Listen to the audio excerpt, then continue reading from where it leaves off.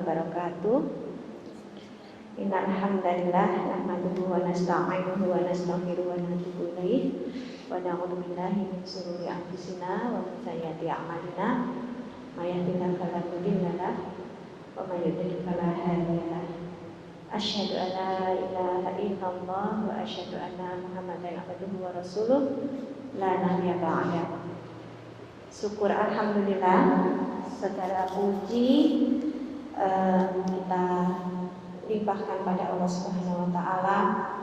Kita panjatkan kehadirat Allah Subhanahu wa taala pada pagi hari ini. Atas izinnya kita bisa menghadiri majelis yang dimuliakan oleh Allah ini, insyaallah. Salawat serta salam mari kita senantiasa panjatkan kehadirat Rasulullah Sallallahu Alaihi Wasallam, junjungan kita, tauladan kita, role model yang dengan melihat sejarah dan bagaimana sirah-sirah beliau, kita bisa meneladani dan semoga kita dimudahkan oleh Allah untuk mengikuti sunnahnya, sehingga nanti kita layak mendapatkan syafaat dari beliau di yaumul akhir kelak. Amin ya rabbal alamin. Sekengejang Bapak Ibu, Mbak dan Mas saya, selamat pagi semuanya. Ini sebenarnya tadi saya ngobrol sama Mbak Anggi kalau ke Masjid Syuhada ini kilas balik buat saya. Saya sudah lama sekali nggak kesini terus terang. Ya, waktu saya masih lajang itu saya sering menjadi panitia di sini. Panitia kegiatan-kegiatan yang ada di Masjid Syuhada, Ramadan gitu ya. Kemudian iktikaf gitu, sering sekali kita bisa ke sini. Ini juga karena izin Allah ya, saya bisa kembali ke sini setelah sekian lama tidak mengunjungi tempat ini ya. Karena sudah banyak kegiatan di barat dan utara dan timur dan selatan ya. Ini kan daerah termasuk daerah tengah ya. Baik, terima kasih untuk panitia yang sudah memberikan kesempatan pada saya untuk bisa bermuajahah, untuk bisa bershare apa yang saya ketahui. Ini mungkin saya bukan latar belakang saya, ini perkenalan dulu ya Mbak Andri ya. Latar belakang saya seorang perawat kesehatan jiwa, perawat spesialis jiwa. Saya kebetulan juga selain mengajar di Magister Keperawatan UMY, saya juga praktek di Asri Medical Center ya, Rumah Sakit Asri Medical Center. Konselor juga di sana, praktek di sana. Sehingga mungkin dari panitia memberikan tema ini ya. Ini kalau temanya nggak cocok dengan apa yang saya sudah pelajari ya saya nggak mau gitu ya, karena saya bukan ustadzah. Ya, baik. Ini nanti mungkin akan banyak kita berdiskusi mengapa ini kalau bapak-bapak yang sudah seusia saya ini, kebetulan ibu-ibunya ada yang seusia saya nggak ya? Kalau dulu istilah insecure itu jarang ya Pak ya, mungkin baru populer ya Bu ya, belakangan ini di zaman saya gitu ya. Di zaman ketika saya remaja istilahnya belum ada istilah insecure. Mungkin karena sudah banyak sekali informasi-informasi, banyak pengaruh dari media, kemudian ada istilah insecure. Nah, mungkin ini yang judulnya apa sih kok insecure gitu ya. Ini kalau istilah dulu zaman saya, zaman anak-anak 80-90-an ini namanya tidak pede, merasa tidak aman gitu ya. Jadi kalau insecure itu bahasanya anak-anak muda zaman sekarang. Baik, ketidakpedean ini ada beberapa penyebab nanti ya. Kita akan menyampaikan apa tanda-tandanya kita itu nggak pede. Kemudian juga kita akan mendiskusikan apa sih penyebabnya seorang itu nggak pede. Tadi tadi seperti Mbak Anggri sampaikan, apakah itu sebagai bentuk dari tidak bersyukur gitu ya misalnya. Dan kemudian tentu saja kita juga ingin nanti bersama-sama belajar untuk bagaimana sih kita bisa meningkatkan kepercayaan diri kita, atau kita tidak menjadi insecure seperti yang sekarang sedang kita bicarakan ini. Baik Bapak dan Ibu, sebagai praktisi kesehatan jiwa, saya selalu mendahului dengan sebuah ayat ya di dalam Al-Quran itu. Kalau mungkin saya yakin teman-teman di sini Bapak Ibu semua sudah hafal di surat Al-Fajr ya, 27 sampai 30, kan ada 30 ayat ya. Ya ayyuhan nafsul mutmainnah, ya ayat Tuhan nafsul mutmainnah, irji'i ila rabbiki radiyatan mardiyah, pada ulifi ibadi, pada uli jannati. Itu sebagai pendahulu bahwa jiwa-jiwa yang tenang, jiwa kita itu dipanggil sebagai orang-orang yang kita ingin ini ya, bisa kembali. Kaget saya Pak. Bapaknya bercanda ya, ngeprank kita semua ya Bapak ya. Ya, baik. Jadi yang terpanggil itu jiwa yang tenang. Karena apa? Jiwa yang tenang itu yang mudah dipanggil oleh Allah ya. Melalui kita diminta untuk kembali kepada Allah Subhanahu wa taala. Kita ridho dengan apa yang sudah Allah tetapkan. Ya, kalau kita sebagai orang Islam tentu saja kita meyakini kita sudah 2 kalimat syahadat, itu kita memang harus hendaknya mengimani apa-apa yang ada di dalam Al-Quran. Dan janji Allah itu di dalam ayat tersebut itu memang kalau kita tenang kemudian ridho, kemudian hati kita akan tenang. Kalau kita kemudian tenang, maka kita akan bisa kembali kepada Allah itu, dan insya Allah di dalam jannah ya, di dalam surga. Nah, itu sebagai pendahulu kita membicarakan tentang insecure ini, bahwa kita semuanya ingin menjadi hamba-hamba yang diridhoi oleh Allah. Kita ridho dan Allah meridhoi, akhirnya kita ingin nanti dikembalikan pada Allah itu di jannahnya, insya Allah ya. Baik Bapak dan Ibu, demikian juga ya dalam surat Ar-Ra'd ya ayat 28, saya bacakan artinya ya. Orang-orang yang beriman dan hati mereka menjadi tentram dengan mengingat Allah. Ingatlah, hanya dengan mengingat Allah hati akan menjadi tentram. Itu dibolak-balik karena itu menyangatkan gitu ya. Mengingatkan kembali, kayak misalnya kalau kita ya, saya sebagai dosen gitu ya, jangan lupa ya kerjain PR. Itu kalau 1 kali mungkin nggak didengar ya oleh kita semua, oleh mahasiswa.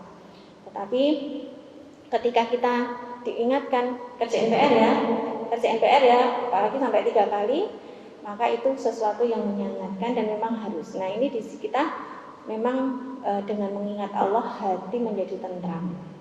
Nah, itu sebagai pendahulu kita akan membicarakan tentang insecure yang ujung-ujungnya nanti mengapa kita harus membebaskan diri kita dari ketidakpedean kita ini ya. Apalagi saya sering menyampaikan pada ibu-ibu yang punya anak-anak zaman sekarang ya, atau mungkin ada bapak-bapak juga, godaan anak zaman sekarang dengan kita dari zaman dulu itu nggak sama Bapak Ibu. Dulu kita telepon saja, saya itu ingat punya telepon rumah aja ya, itu mungkin saya kuliah apa ya, Bapak Ibu saya baru pasang telepon. Nah, ada HP itu kan sekitar tahun 2000-an ya, 99-2000. Nah, waktu itu belum smartphone. Sekarang di mana-mana kita apalagi anak-anak muda di sosial media, kemudian lihat ini kok begini, lihat ini kok begini, kok dia kok dapat suaminya yang seperti itu ya, atau misalnya yang putri kok aku belum nikah ya, temanku udah posting di sini baru melahirkan misalnya begitu. Nah hal-hal seperti itu yang disebut insecure. Aduh aku kayaknya udah ini deh, jauh deh dari dia, saya kayaknya nggak seberuntung dia. Nah perasaan-perasaan itu yang disebut insecure ya Bapak Ibu. Nah apakah insecure itu hal yang wajar? Ya, wajar. Ya, kita wajar mengalami hal itu. Saya pun juga kadang-kadang mengalami insecure ya, apalagi misalnya kalau seusia saya itu, misalnya anaknya sudah, teman-teman saya anaknya udah pada mentas gitu ya, yang seusia ada yang sudah mau atau kalau kita mungkin kemapanan ya, kemapanan kok si ini beli ini gitu, kok si ini beli ini, posting lagi jalan-jalan kemana, kemudian piknik kemana, healing kemana gitu ya, aku raiso gitu ya. Jadi ada rasa-rasa yang tidak puas. Nah, karena kenapa Bu wajar? Karena hidup itu saya ingin memaklumi gitu ya, karena saya pun juga pernah mengalami demikian, atau kadang-kadang juga masih mengalami demikian. Tapi apa yang perlu kita pelajari? Nah, yang kita perlu pelajari adalah hidup itu memang tidak selalu mulus.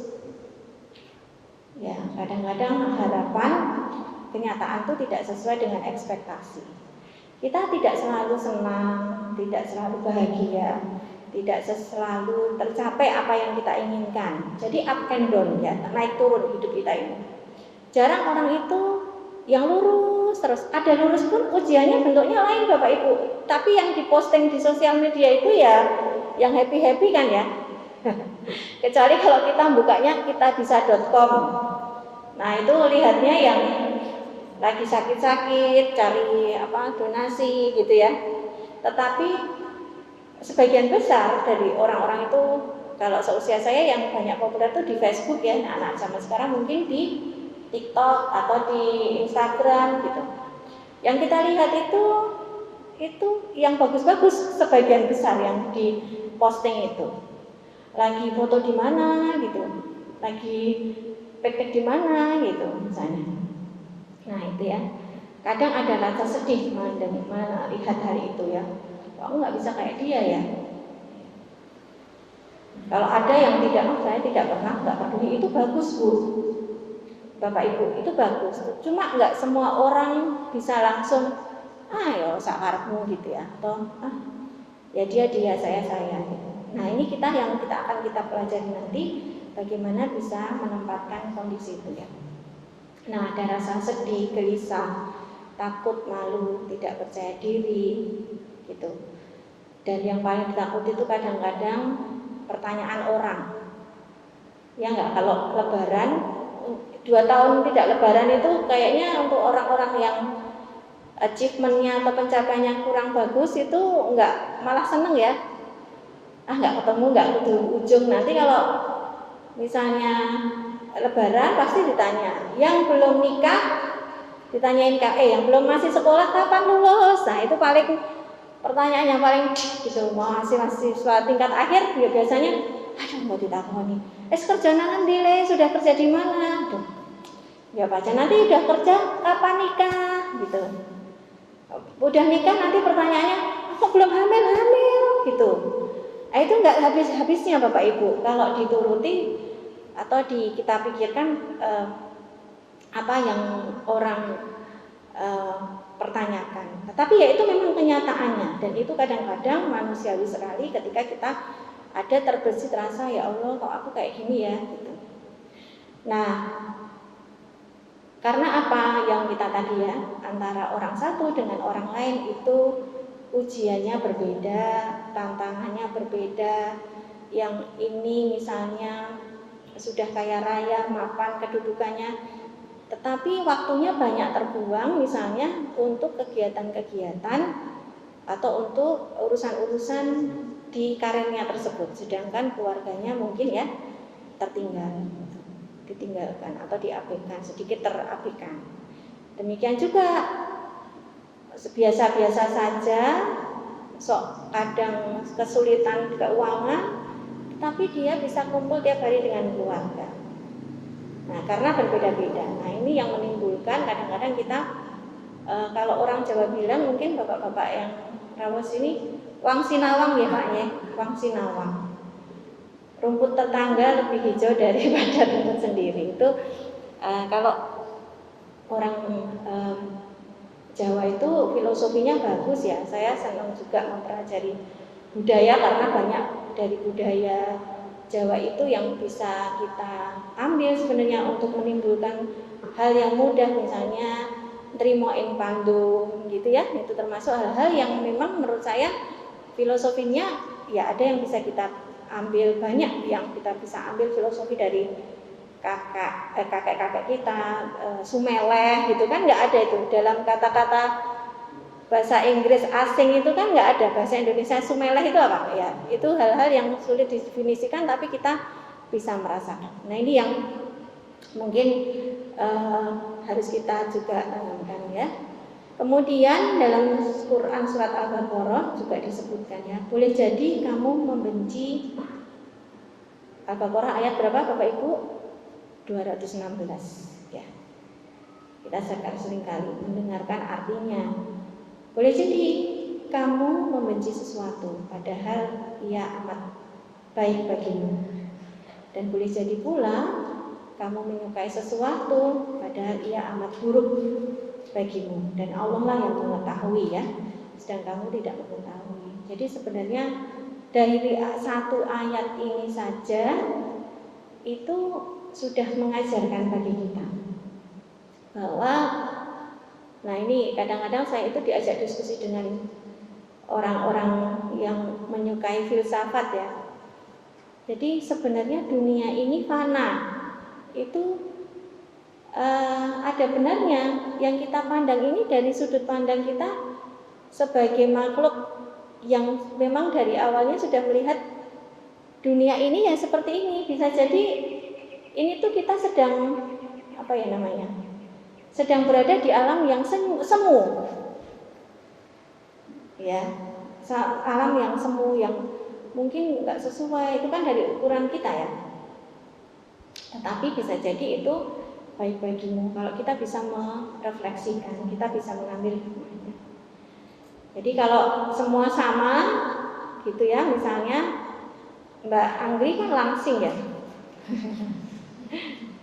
Aku kok langsing kok Mbak Anggri sih gitu misalnya, seperti itu ya. Atau kalau cewek-cewek itu foto itu ini Pak, cari angle yang benar. Kayaknya aku jajal angle begini sekolah ini kita lemu ya, ayo ini gitu ya. Atau dari atas. Terus kemudian dari samping. Oh kayaknya kalau dari sebelah sini tuh aku udah ketok pesek daripada ketok sini gitu ya. Tapi untungnya sekarang kita sangat terbantu dengan masker ya. Jadi kita ya kayaknya yang kelihatan cuma mata saja. Itu membantu menurunkan insekuritas ya. Sopo gitu ya. Nah ini kita ambil hikmah-hikmahnya dari apa yang sudah terjadi pada kita. Jadi kalau kita selalu berfokus pada orang lain ya, maka kita malah justru akan banyak kurang memperhatikan diri kita sendiri justru ya. Nah, kalau saya dengan pasien saya kebetulan yang saya masih ingat beberapa minggu yang lalu tuh ada pasien itu, Bu, kok saya itu nggak bisa seperti apa yang saya harapkan ya. Kalau orang lain bisa ke sini, bisa ke sini, bisa ke sini, saya setiap hari itu nggak bisa tidur nyenyak karena memikirkan kok aku nggak bisa sana. Jadi sibuknya adalah melihat orang lain, sibuknya adalah melihat kok saya gini, omongan orang nanti kalau saya begini saya diomongin orang gitu. Nah itulah sebenarnya yang bisa menyebabkan kalau berlarut-larut itu menjadi bisa menimbulkan gangguan jiwa ya, gangguan pada kejiwaan kita. Kalau sekali aja ini aku nek jejer Mbak Angger iki kok ora pede ya.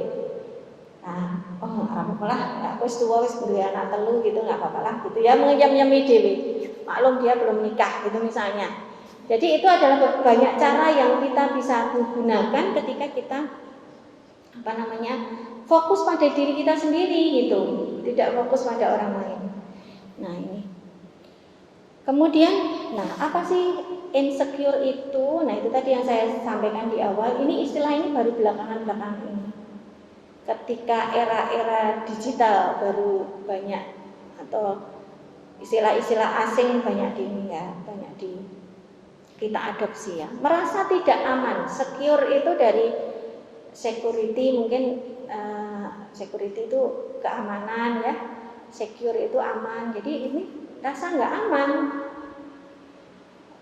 Gitu ya, rasa nggak aman, kurang percaya diri dan merasa tidak mampu. Nah, perasaan ini karena apa? Dia merasa ketidakpastian terhadap tujuan hidupnya.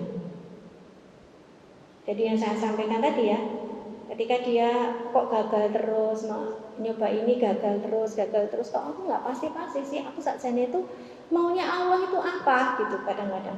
Kok Allah itu nggak sayang saya itu udah berusaha loh gitu.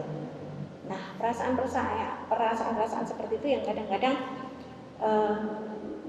menyertai perasaan insecure itu ya, tidak cakap, tidak sesuai dengan harapan, kemudian khawatir, mengkogek gitu ya, mengkogek kalau saya begini sini, padahal kadang-kadang itu hanya pada pikiran kita saja. Misalnya tadi itu ya, lebaran kita mau berkunjung, nanti aku ditanyain lulusnya kapan. Padahal misalnya ditanyain lulusnya kapan kan sebenarnya tinggal jawab aja ya, dereng lulus Pak D, mohon doanya gitu ya. Kalau wis umur pira ta saiki gitu, 3 Pak D. Kok orang rabi-rabi gitu, nggih dereng ketemu jodone. Padahal cuma tinggal bilang gitu, nggak usah takut ketemu orang ditanyain apa. Padahal reaksinya orang lain itu tergantung reaksi kita juga gitu. Nah itu yang kadang-kadang terjadi pada kita semua. Karena kita ini mayoritas orang Jawa ya. Orang Jawa itu pekewuh, mau nyauri. Oh ya iya saja, nanti saya harus bilang apa ya bilang aja gitu. Nah, apalagi kalau misalnya, ini mahasiswa nih. Saya berulang kali Bapak Ibu, kebetulan di kampus itu saya konselor, kemudian seringkali Bapak Ibu dosen itu melimpahi pada saya mahasiswa-mahasiswa yang sudah larut-larut, sudah hampir drop out ya. Jadi kalau sudah hampir drop out, nggak maju-maju, hilang-hilang terus, seringnya Bu Santi ya Bu, pindah Bu Santi gitu. Ya sudah, bismillah.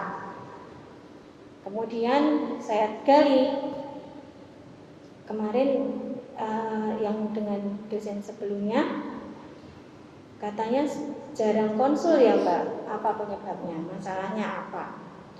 Saya sering sakit perut. Jadi ada orang itu gejalanya insecure itu bisa timbul dengan fisik Bapak Ibu.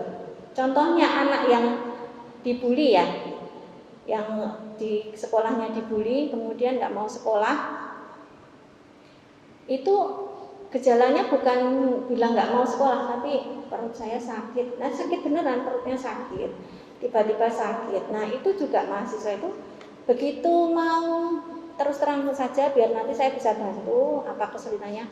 Saya kalau mau datang ke rumah itu datang ke kampus itu sakit perut Bu. Jadi sudah janjian, kemudian nggak jadi datang. Kenapa Mbak? Nggak jadi datang, saya WA. Sakit perut Bu. Udah tarik nafas dulu. Kamu apa yang kamu khawatirkan ketemu dengan saya? Saya takut Bu, saya belum ada progres. Ya tinggal bilang aja belum ada progres. Ya kan, jadi mahasiswa kadang-kadang begitu. Karena dia mengkhawatirkan yang belum terjadi. Kadang-kadang saya juga bilang, saya takut Bu mau ujian, pengujinya ini gitu.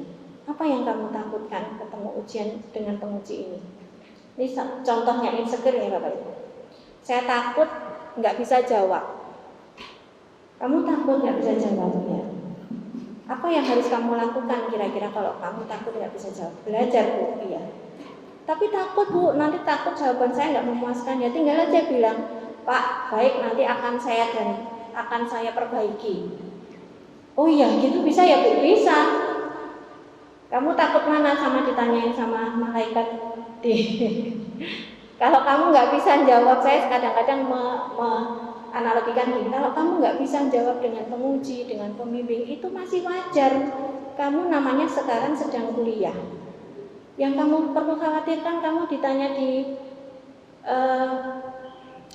dalam kubur, kamu nggak bisa jawab, itu yang kamu takuti. Ditakuti manusia nggak bisa jawab, itu tinggal jawab aja. Ya Bu, nanti akan saya cari gitu.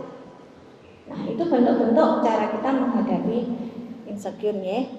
Jadi kemudian apa yang tanda-tanda insecure? Ini kita bisa melihat lagi apakah kita memiliki rasa itu. Nah, ternyata Bapak Ibu dan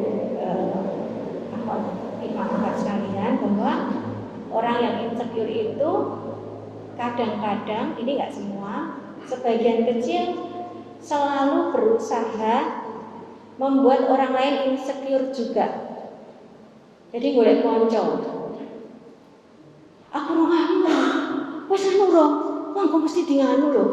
Ditakoni lho karo kuwi nek ra iso. Tenan lho, kok tidak nono dhewe. Jadi dia ngajak sebenarnya dia itu insecure, tetapi ngajak uang untuk biar merasakan hal yang dia rasakan juga. Itu ya. Kemudian memamerkan diri secara tidak langsung, itu sebenarnya juga bentuk insecure. Kalau kita pede dengan kemampuan kita nggak perlu juga show off ya. Jadi orang yang narsis itu ya kadang-kadang ya kita sering bilang narsis, ngomong terus, ini sebenarnya dia juga dalam kondisi bisa jadi kepedean, bisa jadi dia memang sebenarnya nggak pede dengan dirinya sendiri. Jadi orang yang banyak ngomong gitu ya. Kemudian menyalahkan diri sendiri. Nah ini yang paling banyak ya, menyalahkan diri sendiri. Kok aku nggak bisa seperti dia? Aku tuh memang bodoh. Aku tuh memang tidak mampu gitu ya. Ini kan benar kan? Ternyata memang aku tuh nggak cocok di sini gitu. Jadi menyalahkan dirinya sendiri. Kemudian yang lainnya apa Bapak Ibu? Sulit percaya dengan orang lain. Nah ini ibu-ibu ini. Jadi HP-nya toh Pak? Tak ditilik. Iki sapa iki? Iki sapa sik WA gitu ya. Jadi ini kepoin ini. Pernah ada ini pasien lagi ya Bapak Ibu. Jadi ada yang merasa suaminya itu selingkuh. Jadi dia itu lihat yang like di IG suaminya itu siapa. Nah ini lagi yang like. Kemudian lihat foto lain, ini lagi yang like. Kok dia selalu komen ya? Terus dia searching, ini siapa cewek ini. Nah itu ya, searching. Sampai searchingnya itu saya sendiri waktu dia konsul tuh nggak kepikiran, ya ampun sampai jauh banget sih mainnya ya. Jadi kemana-mana gitu ya, ke IG, ke Facebook, ke Shopee. Kan bisa. Shopee-nya suami saya apa? Inbox-nya apa saja ini. Kadang-kadang memang ada Bapak Ibu yang karena dia, Ibu kok kepikiran ke Shopee, kenapa Bu? Karena Bu, ada pernah saya lihat orang itu selingkuhnya lewat Shopee, karena lewat WA nggak bisa. Terus jadi sama-sama bikin akun itu nulisnya itu DM-nya di Shopee Bapak Ibu. Jadi kayak penjual pembeli itu. Padahal itu tuh ini ya saya nggak kepikiran ya mainnya ke Shopee, ke Tokopedia, ternyata bisa itu ya. Jadi sama-sama bikin akun itu terus mainnya sampai jauh. Saya lihat Bu, ada orang itu juga kok yang ketemu, saking banyak dicarinya jadi ketemu terus. Di Linked ya, Linked ya itu juga iya dia. Nah itu sampai saya nggak tahu sosial media apa yang dia sebutkan itu. Oh ada ya itu ya dalam hati saya ya. Jadi sampai segitunya. Ini orang yang sulit percaya dengan orang lain. Itu sampai telisih-telisihnya, kalau orang Jawa bilang ya, kepoinnya itu kemana-mana. Ini kenapa suami saya pas jalan sendiri, kalau suami saya foto sendiri kok di like sama orang ini, kalau sama saya nggak di like ya, gitu. Jadi itu bentuk rasa nggak aman. Bentuk rasa nggak aman. Sebenarnya kalau bisa jadi itu nggak ada apa-apa juga ya. Ya bisa jadi, tapi ya mungkin saja bisa jadi. Tapi kalau kita memikirkan terus, sedangkan yang kita pikirkan itu nggak memikirkan kita, yang rugi siapa? Dia bisa tidur dengan nyenyak, kita nggak bisa tidur dengan nyenyak ya. Kita bisa ibadah dengan khusyuk gitu, karena orang yang bisa ibadah dengan baik nggak terganggu apa-apa. Kita nggak bisa ibadah dengan khusyuk karena mikirin itu terus. Nah itu yang sering ini ya.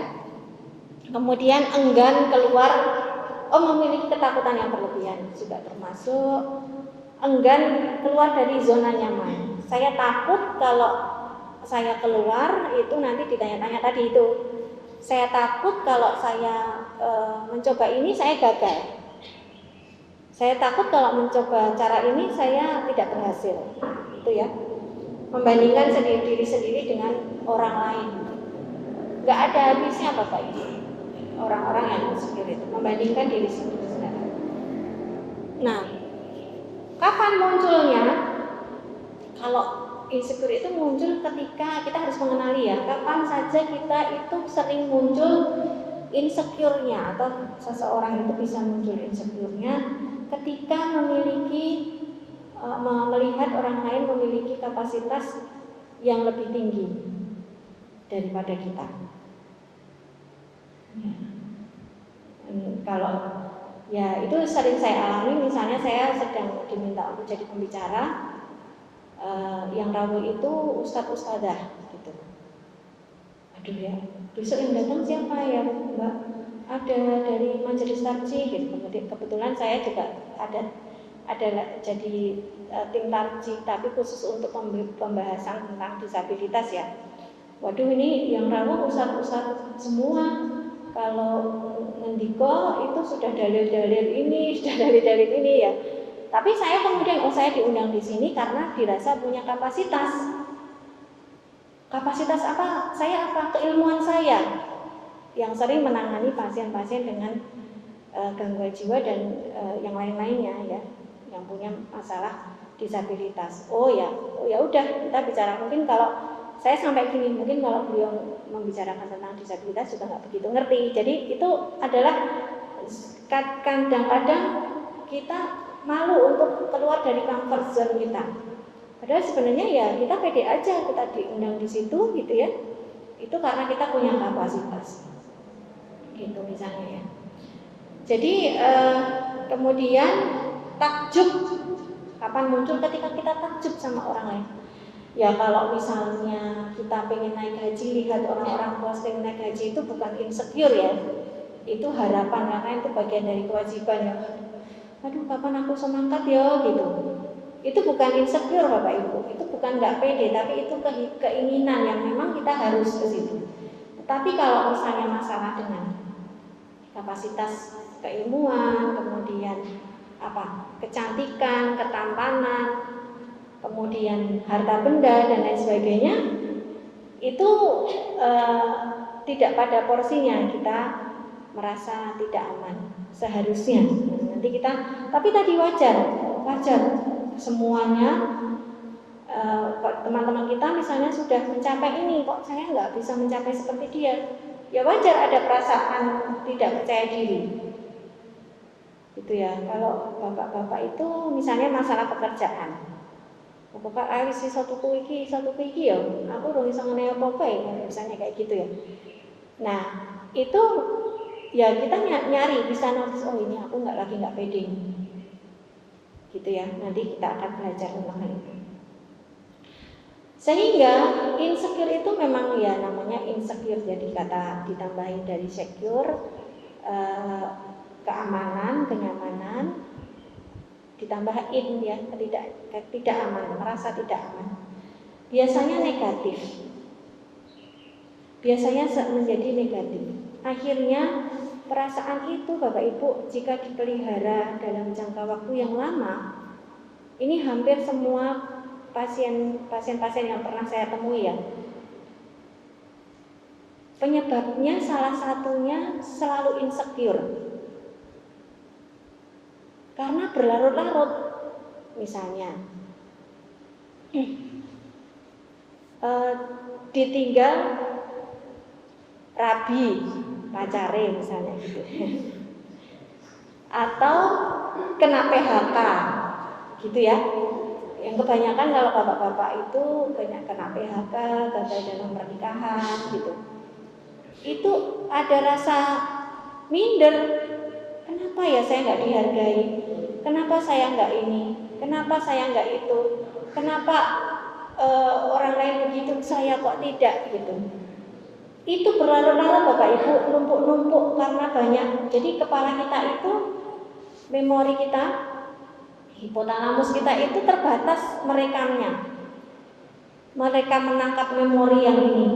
Ketika kita banyak merekam dan memikirkan hal-hal yang negatif, maka itu nggak akan muat untuk yang positif Bapak Ibu. Jadi kita disibukkan dengan pikiran-pikiran yang negatif, akhirnya apa? Jadi itu mengalami gangguan jiwa. Nah, ada beberapa bulan belakangan ini, terutama pas pandemi ya, itu saya kebetulan juga kenal dengan banyak teman-teman yang ada di puskesmas ya. Itu beberapa kejadian bunuh diri disebabkan karena putus asa yang berlebihan. Misalnya sakit parah, kemudian putus asa, kok saya nggak sembuh-sembuh, kok saya begini, kok tidak begini, padahal saya sudah begini. Jadi rasa penyesalan-penyesalan itu dan mempertanyakan apa yang terjadi pada dirinya, akhirnya dia kayaknya lebih baik saya meninggal saja, gitu ya. Karena anggapannya orang-orang yang memutuskan untuk bunuh diri itu kondisi secure-nya itu dengan meninggalkan dunia ini, gitu ya. Jadi sesungguhnya perasaan insecure itu menjadi mendorong untuk timbulnya kondisi-kondisi yang lebih buruk. Jadi nggak bersemangat bekerja. Kalau kita insecure kemudian menjadi semangat untuk meningkatkan lagi, wah aku belum lulus ya. Gitu kalau yang mahasiswa ya. Gimana caranya saya bisa lulus, saya harus bekerja lagi. Wah aku belum lulus ya, ini nggak enak ini sama bapak sudah takon terus kapan lulusnya. Kalau yang kondisi insecure itu adalah cuma merenungi saja ya, merenungi, tidak melakukan sesuatu, do nothing. Makanya yang terjadi semakin buruk, nggak semangat ngerjain, merasa saya nggak bisa membanggakan orang tua. Terus kalau kamu merasa tidak bisa membanggakan orang tua, kira-kira apa yang bisa kamu upayakan? Saya nggak tahu Bu, gitu. Tetapi kalau yang bersemangat, saya merasa ini orang tua Bu, apa yang bisa kamu lakukan untuk bisa membanggakan orang tua? Saya harus bekerja lebih baik Bu. Saya mau tiap hari konsul misalnya begitu. Nah itu yang kondisi yang motivasi, itu bukan insecure ya. Nah penyebabnya apa? Takut gagal, takut ditolak. Nah ini mas ini nanti kalau mau melamar pede aja gitu. Mas, emang kamu berani melamar anak saya? Kamu punya apa? Saya punya tekad yang kuat Pak, gitu. Pede aja. Ya tahu mungkin bisa tanya konsul dengan yang sudah sepuh-sepuh. Kamu tenang, kamu lulus. Oke Pak, kalau dari lulus, sesuk insya Allah tahun depan saya lulus. Bismillah, dan pengestu ya Pak, malah begitu. Nah itu kita nggak takut ditolak gitu ya. Kemudian tidak percaya diri akibat kecemasan yang berlarut-larut. Merasa karena kita itu kadang-kadang, terutama untuk orang-orang yang perfeksionis, kita itu terlalu ingin sempurna. Nah hati-hati ini mbak-mbak yang sering nonton drakor itu khayalan-khayalan. Itu film gitu, jangan kebawa sampai jauh. Itu film, kehidupan nyata mereka juga nggak kayak gitu-gitu amat gitu. Jadi kalau kita nonton itu jangan dimasukkan ke hati, wah cakep banget ya gitu ya misalnya. Nah itu yang membuat Iwan juga nggak pede ya. Aku ya orang kayak jengkok ya, jengkok gitu ya. Itu nggak usah terlalu ingin sempurna. Tidak ada yang sempurna. Contohnya saya mencontohkan salah satu, kita kan kalau dalam menjalani hidup ini kita bisa belajar dari nabi-nabi yang dulu membawa risalah Allah itu ya pada kita semua. Banyak kondisi-kondisi insecure yang dialami oleh nabi-nabi. Salah satu contohnya adalah Nabi Musa. Nabi Musa itu pernah mengalami insecure karena beliau mempunyai kekurangan. Apa kira-kira Bapak dan Ibu tahu kekurangannya Nabi Musa? Apa Pak? Iya, jelas. Kurang jelas melafalkan sesuatu, kemampuan berbicaranya kurang.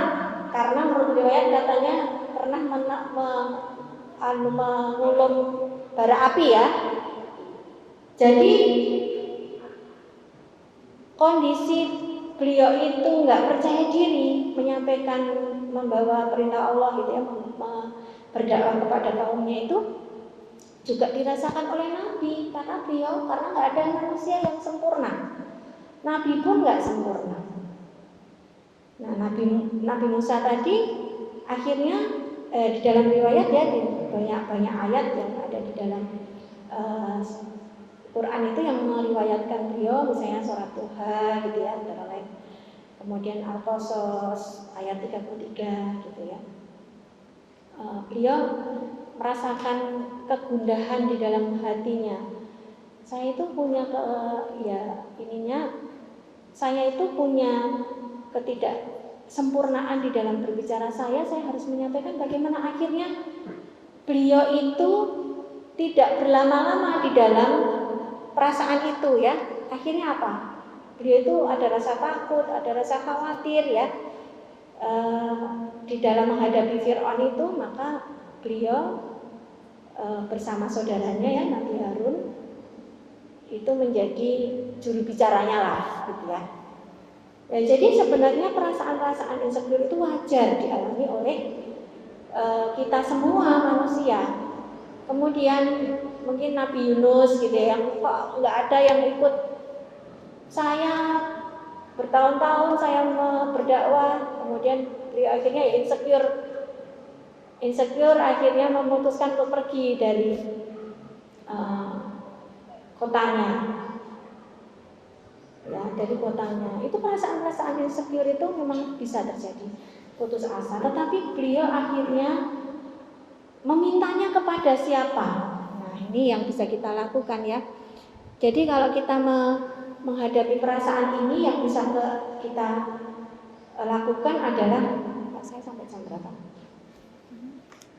Oh ya, yang bisa kita lakukan adalah menerima dan mencintai diri kita sendiri.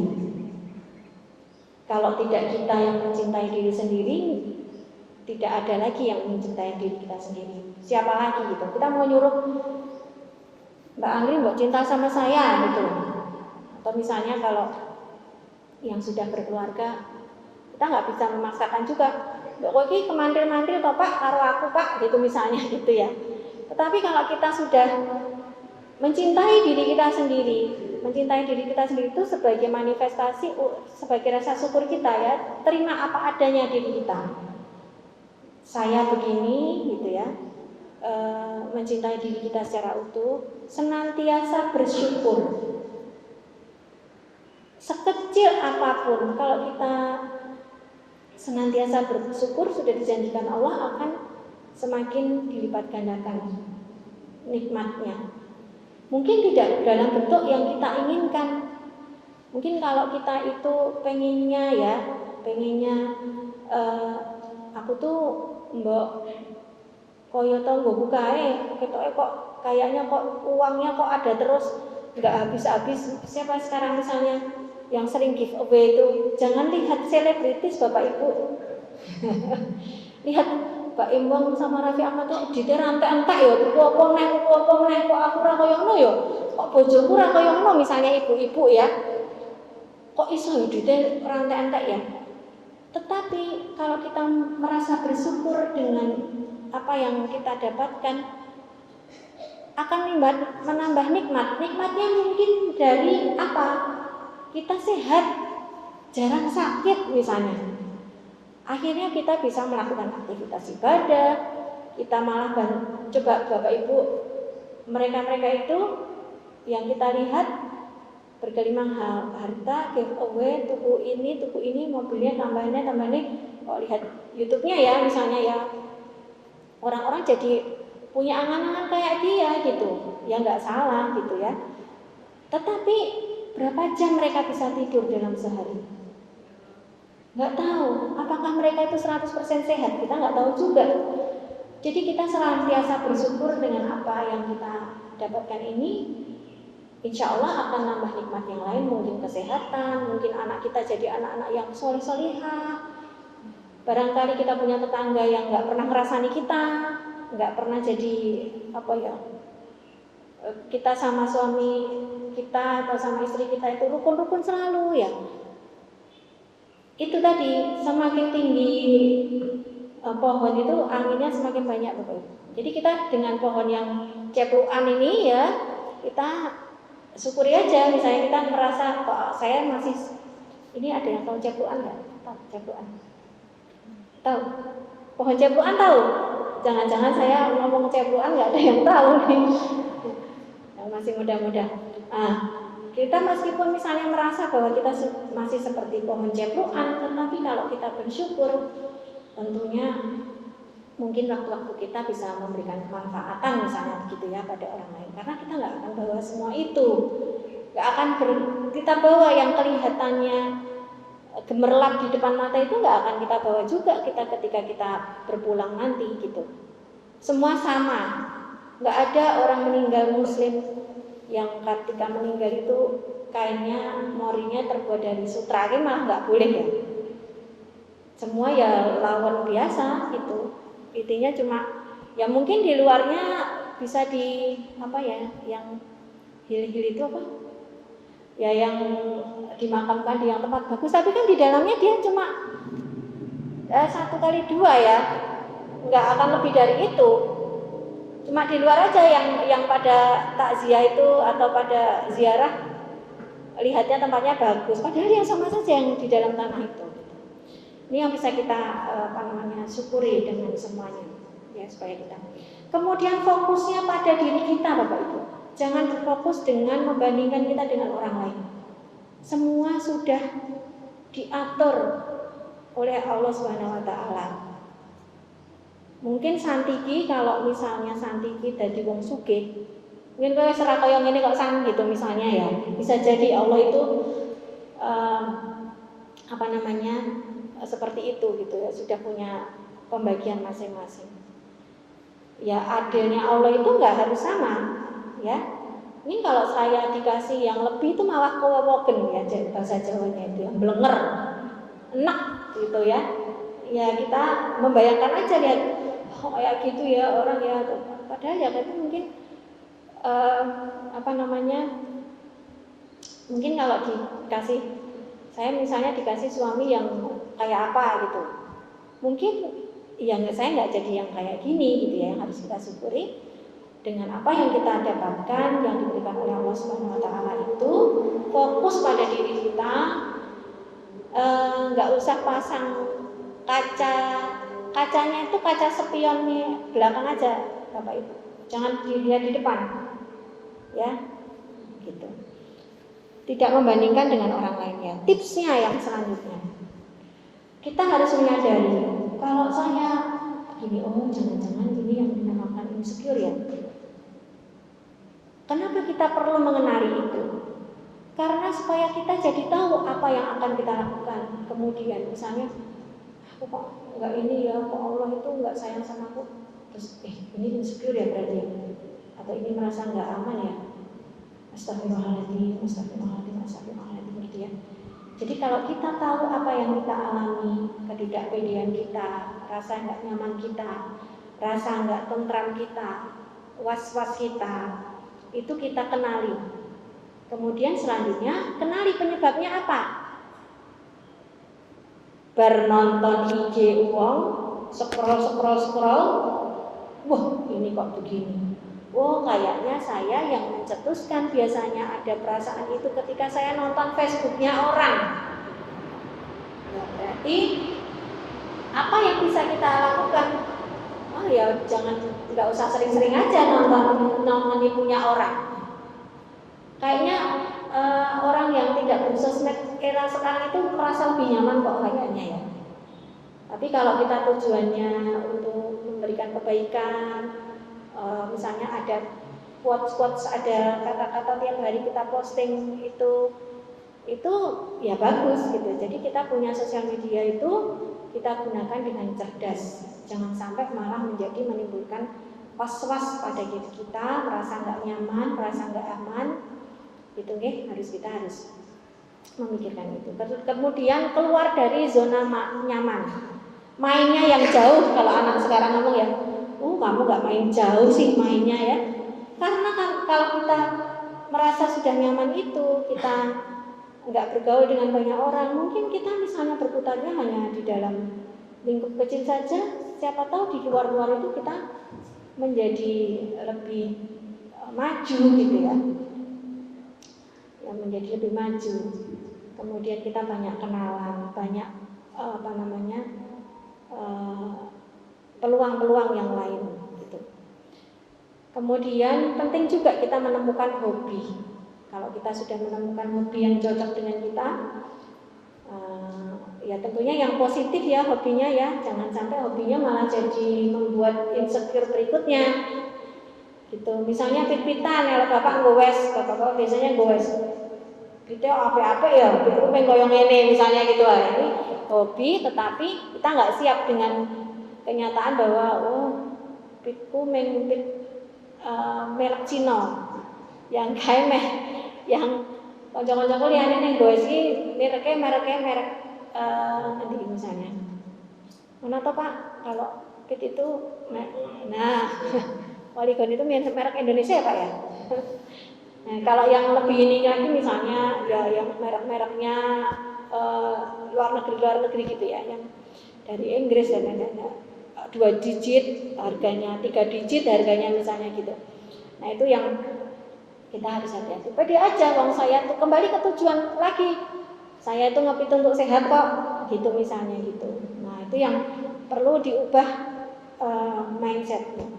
Kemudian coba Bapak Ibu dan kita semua, saya mengingatkan diri kita juga untuk berpikir fleksibel. Kita itu orang yang insecure kadang-kadang kalau nggak putih hitam. Nah kita coba untuk abu-abu.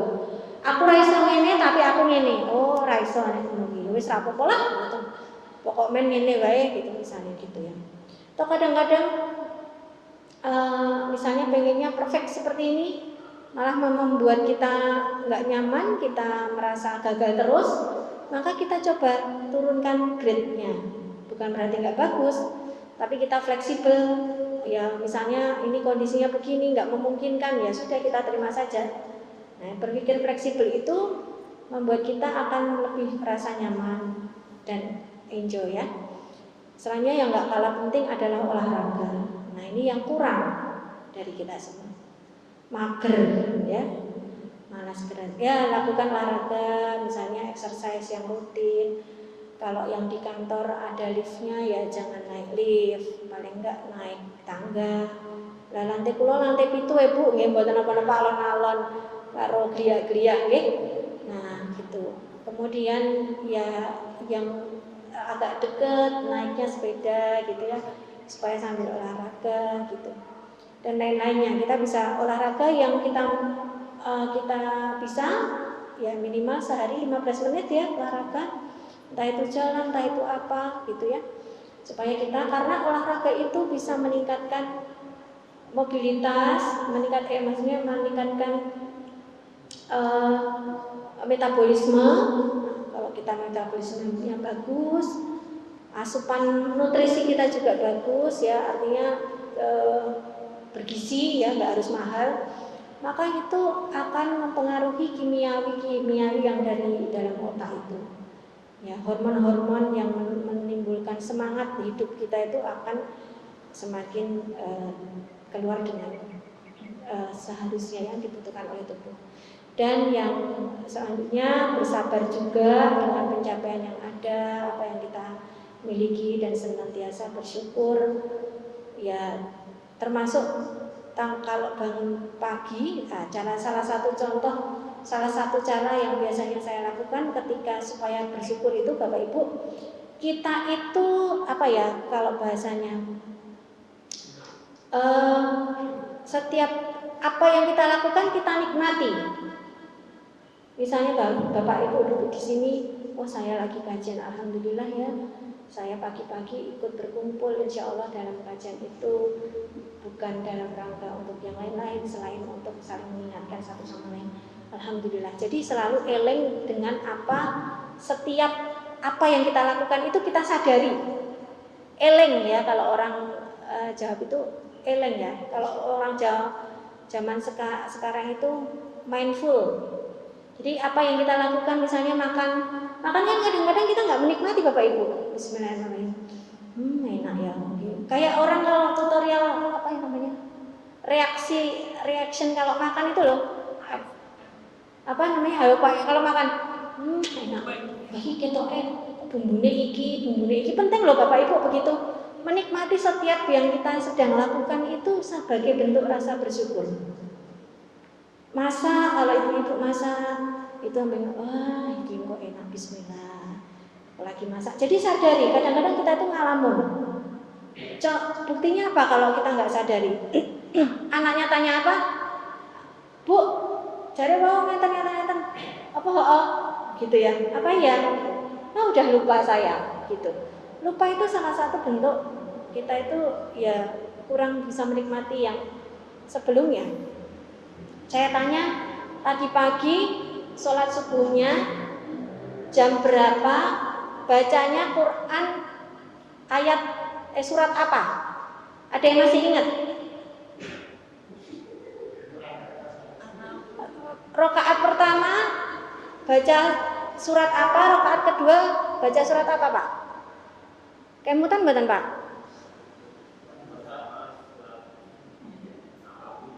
Nggih. Bapak mesti berarti menikmati itu. Kalau saya sendiri saya lupa tadi ya, karena kalau ibu-ibu esok entah ini gitu ya, berarti kita nggak menikmati. Salah satu kita menikmati sholat itu adalah kita ingat Bu setelah sholat, Assalamualaikum warahmatullahi wabarakatuh. Assalamualaikum warahmatullahi wabarakatuh. Ayat pertama tadi, rakaat pertama tadi saya baca apa ya? Lali Bu, lali Mbak. Nah itu caranya kita menyadari kita sedang apa, itu caranya begitu. Kalau kita begitu itu bisa sebagai salah satu bentuk juga untuk mengurangi kepikunan. Kita eleng apa yang kita mengingat-ingat apa yang sedang kita lakukan, menikmati ya. Coba momen yang paling nikmat yang pernah hari ini dari pagi sampai sekarang apa? Paling merasa blessed gitu loh, terberkahi gitu. Lali mesti.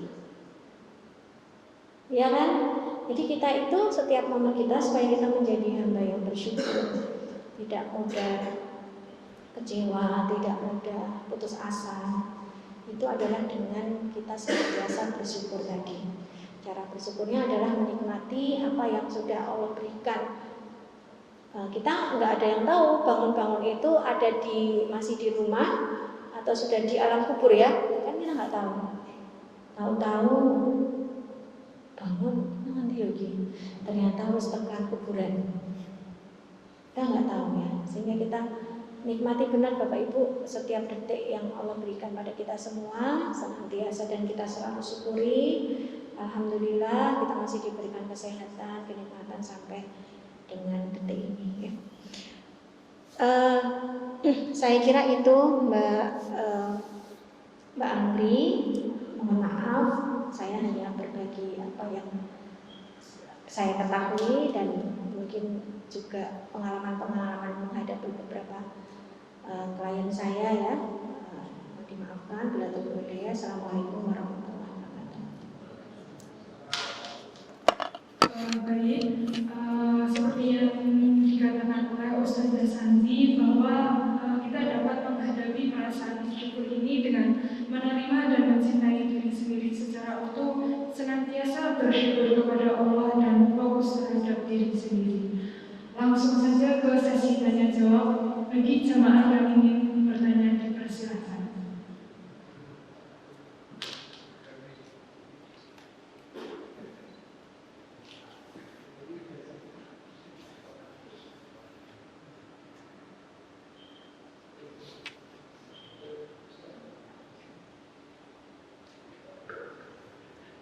Assalamualaikum warahmatullahi wabarakatuh. Waalaikumsalam warahmatullahi wabarakatuh. Menarik sekali pembahasan syukur ini. Kebetulan saya di komunitas Awal Ikhlas. Nah, di sini juga ada pembelajaran tentang bersyukur sebenarnya. Komunitas kenapa Pak? Awal Ikhlas. Oh, Wong Ikhlas, nggih. Di sana ada pembelajaran di IPA dan dapat bersyukur juga. Dan saya termasuk juga salah satu tim konsultannya juga. Insya Allah bantuannya itu misalkan apabila ada pasien yang mustahil itu dia merasa lebih segalanya dari konsultannya. Jadi misalnya merasa lebih pintar, merasa lebih kaya, merasa lebih tahu semua gitu. Terus saya sebagai konsultan ini piye kok dia malah dan dia tidak merasa saya itu tidak mampu gitu, mampu semua gitu. Ya, personal sebagai intes gimana gitu, yang dimaksudkan apa gitu.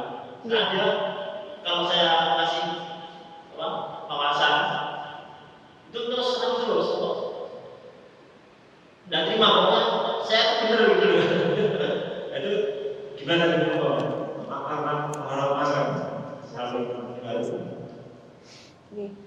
Nun sewu Bapak, asma Pak.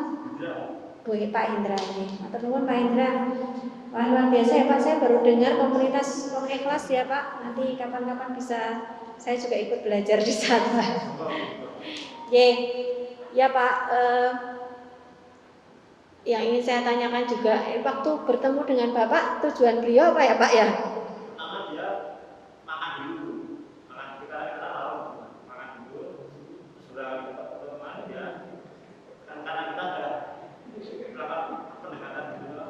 Dia baru juga, nah kami juga ada kajian juga, mas kajian ya, sementara dia sementara keluarga itu.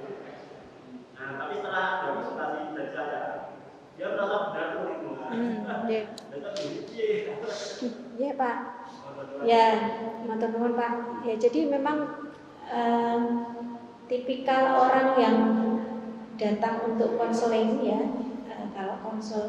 Kalau konselor seperti Pak Indra ini kan memang menerima konseling. Nah, syaratnya konseling itu memang orangnya dengan kesadaran sendiri datang. Ya, makanya tadi saya tanyakan awalnya bertemu dengan Bapak tujuannya untuk apa.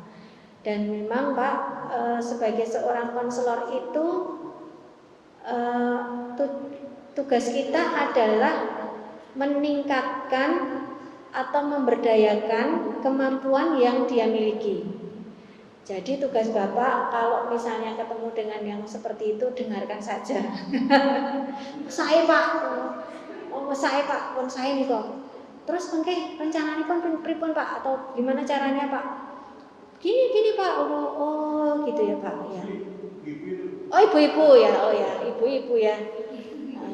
Kemudian ya iya Pak, Bu bagus. Terus nanti tujuannya apa Bu? Pengennya Ibu seperti apa? Yang direncanakan Ibu apa? Jadi sebenarnya kita itu memang seorang yang datang ke konseling dengan datang kepada konselor untuk melakukan konseling itu memang kadang-kadang cuma ingin mendapatkan penguatan. Nah, tugasnya kita sebagai konselor itu adalah meningkatkan atau memberdayakan dan menguatkan kemampuan yang dia miliki.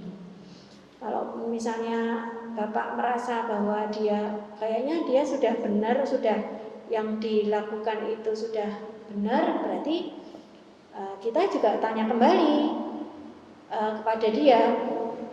Jadi Bu, Ibu sampun niki. Yang Ibu lakukan sudah begini. Iya Pak, kula pun nyata oh nggih pun. Berarti Ibu pun mboten memerlukan lagi atau masih memerlukan lagi masukan atau saran dari saya. Nah, kalau dia bilang, "Kula pun ngerti kok Pak." Nggih monggo Bu, tugas saya cuma untuk memotivasi Ibu. Dan sekarang Ibu sudah termotivasi. Ada lagi Bu yang mau dibicarakan dengan saya gitu. Jadi memang seperti itu Bu, Pak. Dan beberapa pasien itu juga kadang-kadang nggak tahu dia itu datang untuk apa. Iya, cuma butuh penguat. Sebenarnya dari kita itu sudah punya kemampuan untuk memutuskan pendapat, tetapi kadang-kadang masih goyah terhadap sesuatu, sehingga tugas kita itu adalah menguatkan. Tidak harus selalu memberikan masukan Pak. Kalau konselor itu memang. Kalau saya nggak tahu Bu apa yang harus dilakukan, saya nggak tahu Pak, saya sudah cutel Pak, saya sudah tidak punya ide lagi harus mengapa. Terus Bapak baru bisa menawarkan. Bu, ada beberapa cara. Nanti Ibu bisa gunakan yang cocok sekiranya dengan Ibu. Caranya adalah begini, bisa juga begini, bisa juga gini. Kira-kira Ibu mau yang cocok dengan Ibu yang mana? Jadi kita sebagai konselor ini bukan seperti Pak, bukan seperti guru yang memberikan sesuatu semuanya. Bahkan itu malah bisa menimbulkan rasa lebih nyaman kalau kita menguatkan dia, keputusan yang dia ambil itu ternyata benar. Kalau nggak benar bagaimana gitu. Karena saya kebetulan punya pasien itu pendapatnya atau keputusan dia itu agak bertentangan dengan belief atau keyakinan yang saya punya ya. Jadi itu tuh ada pasien dia LGBT. Terus dia datang, kemudian saya tanya tujuannya atau pengennya targetnya seperti apa. Jadi ternyata beberapa kali konsul itu ya ujung-ujungnya dia ingin dibenarkan dan ingin didukung, gitulah istilahnya. Nah ya kita sebagai konselor itu nggak boleh menjudge ya Pak. Misalnya kamu salah, ini nggak benar. Terus ya saya tanyakan lagi, menurut Mbak bagaimana perasaan Mbak dengan yang dijalani sekarang? Apakah Mbak merasa yang dilakukan itu benar atau enggak? Ya saya mau kira-kira kenapa selama ini gelisah? Jadi dia sampai gelisah, nggak bisa tidur, susah tidur, sering deg-degan. Ya karena sebenarnya dia dalam hati kecil dia selalu tidak sesuai dengan yang dia miliki ya, tetapi dia pengen itu dibenarkan. Nah kemudian ya kalau seperti itu kita nggak bisa maksa Pak. Kalau kita merasa nggak mampu pun atau kita merasa ini kayaknya kalau bertentangan dengan belief saya ya saya cuma bilang ya Mbak udah tahu sebenarnya apa yang dilakukan itu, kenapa jadi gelisah, kenapa jadi ini. Iya Bu gitu. Jadi sekarang keputusannya pengen seperti apa itu saya serahkan kepada Mbak gitu. Ya akhirnya nggak tahu sekarang seperti apa ya.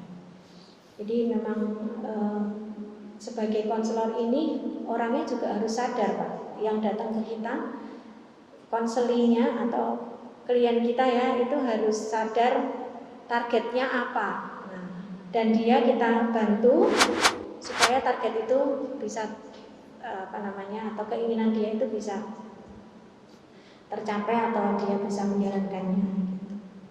Mungkin itu Pak. Memang kadang-kadang ya itu Pak, ada orang yang merasa pintar, merasa ini sebenarnya tadi yang saya sampaikan Pak, kalau dia merasa pintar, merasa yang dia sampaikan itu paling benar, itu sebenarnya sebagai bentuk insecure-nya dia itu dia nggak nyaman sebenarnya seperti itu.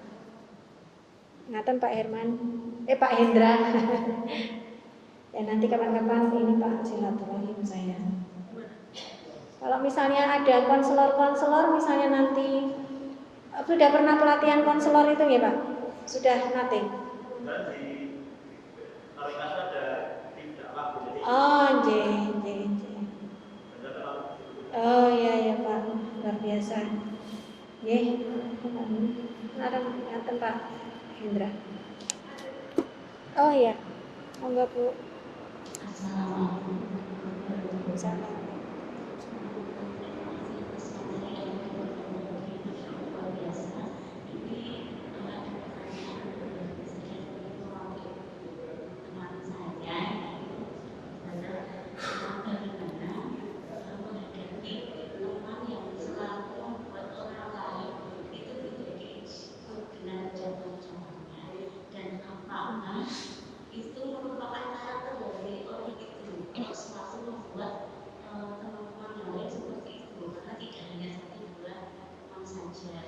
Yang merasakan itu.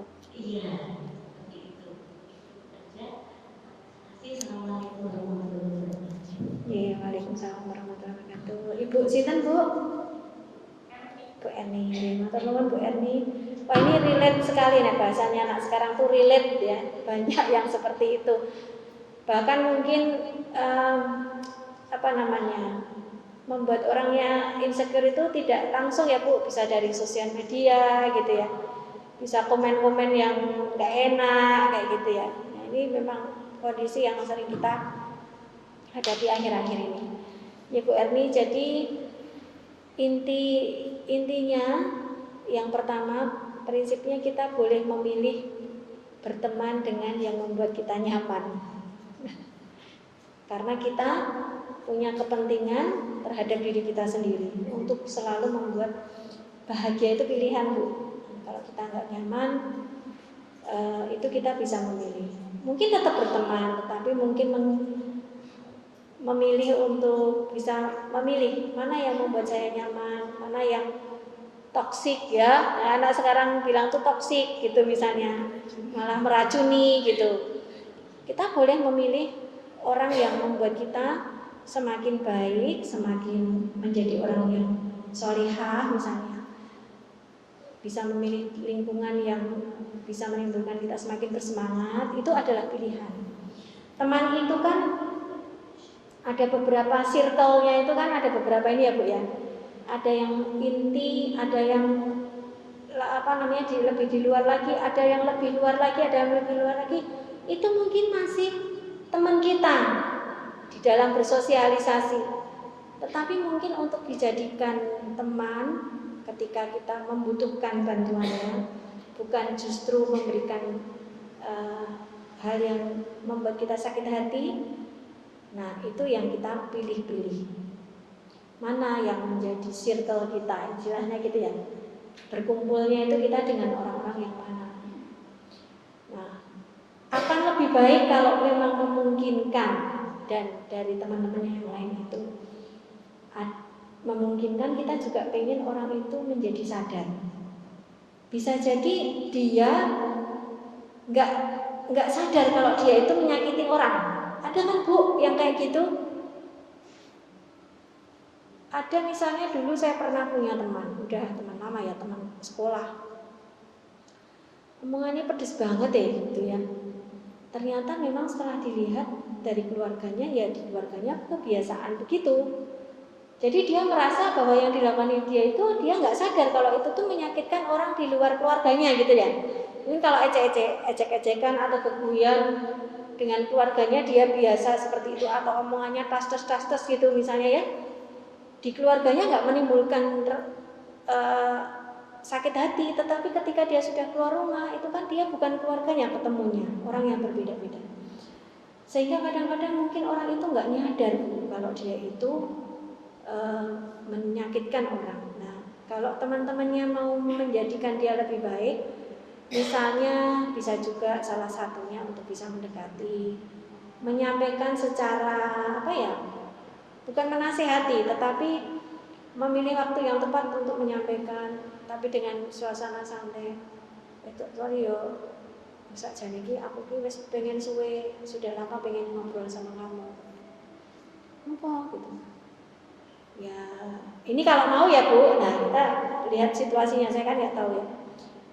Kamu itu kadang-kadang banyak beberapa teman yang sok rasa-rasa dengan saya, kalau kamu begini tuh, ngomong begini tuh kita jadi nggak enak gitu.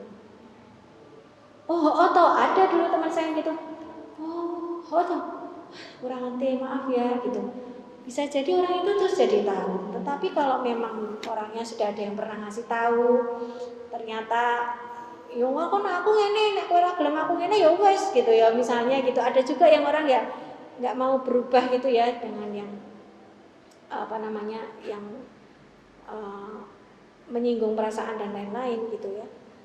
Nah itu ya sudah, kita berteman biasa, tetapi ya nggak usah harus hati-hati ngomong sama dia, pilih-pilih tema gitu yang kira-kira nggak menimbulkan kita nggak enak. Mungkin seperti itu Bu. Jadi saya itu sering aja ya. Kita itu boleh kok memilih orang-orang yang cocok dengan kita. Nggak harus berteman dengan banyak orang. Apalagi kalau malah berefek nggak bagus. Kan kita memang harus berkumpul dengan orang-orang yang positif ya, supaya kita menjadi orang yang positif. Ngaten Bu Erni, mungkin semoga bisa menjawab.